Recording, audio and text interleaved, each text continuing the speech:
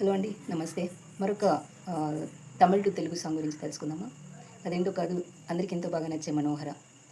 మనోహర నా హృదయమునే ఓ మధువనిగా మలచినానంటర తీవర ఆ తేనెలనే ఓ తుమ్మెదవై తాగి పొమ్మంట నా యవ్వనమే నీ పరమై పులకించే వేళం నా ఎదలో ఒక సుఖమే ఊగెనుగా ఉయ్యాల. దీని గురించి ఎక్స్ప్లెయిన్ చేయాల్సిన అవసరం లేదనుకుంటాను. మనోహర నా హృదయమునే ఓ మధువనిగా మలచినానంట. రతీవర రతీవర మీన్స్ మన్మథ. సో ఆ తేనెలనే తుమ్మెదవై తాగిపోమ్మంట. So it's like universal truth, అందరికీ తెలిసిందే. ఆ, తుమ్మెదలు ఎలాగ ఫ్లవర్స్ నుంచి తేనెను ఆస్వాదిస్తాయో, సో ఒక అమ్మాయికి అబ్బాయికి మధ్య ఉండే రొమాంటిక్ సెన్స్ని ఈ విధంగా కంపేర్ చేస్తూ భువనచంద్ర గారు తెలుగులో రాస్తే, మరి తమిళంలో వేరే వర్షన్తో రాశారు. అది కూడా రొమాంటిక్గా ఉంటుంది. బట్ ఇక్కడ ఒక కంపారిజన్ అంటూ ఉండదు.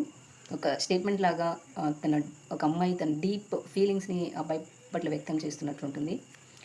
వసీగర ఎన్ నెంజనిక ఉన్ పొన్మడిயில் తూంగినాల్ పోదుం.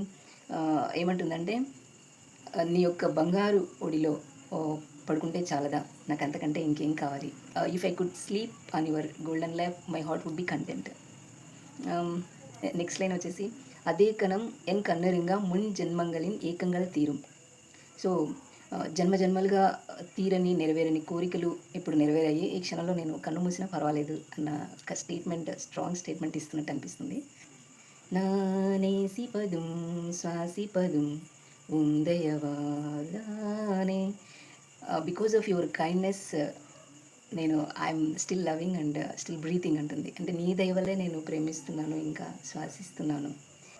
ఎంగిగిరేన్ తెంగిగిరేన్ ఉన్ని నైవిల్, నీ కోసం తప్పిస్తూ నీ ఆలోచనల్లో కొట్టుకుపోతున్నాను అంటుంది. స్ట్రాంగ్ ఫీలింగ్ టువర్డ్స్ మ్యాన్ అనిపిస్తుంది ఈ తమిళ్ వెర్షన్.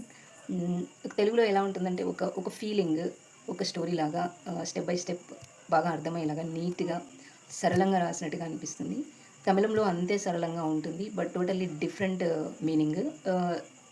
రొమాంటిక్ సెన్సే ఉంటుంది, కానీ అదొక అర్థంలో చెప్పినట్టుగా ఉంది, ఇదొక అర్థంలో చెప్పినట్టుగా ఉంటుంది. ఇది మోర్ లైక్ తమిళంలో కవిత్వం లాగా అనిపిస్తుంది, అది మోర్ లైక్ ఫీలింగ్లా ఉంది. సో రెండు వెర్షన్స్ బాగానే ఉన్నాయి, రాగం ఒకలానే ఉంటుంది. బాంబే జయశ్రీ గారు పాడారు, అద్భుతంగా పాడారు.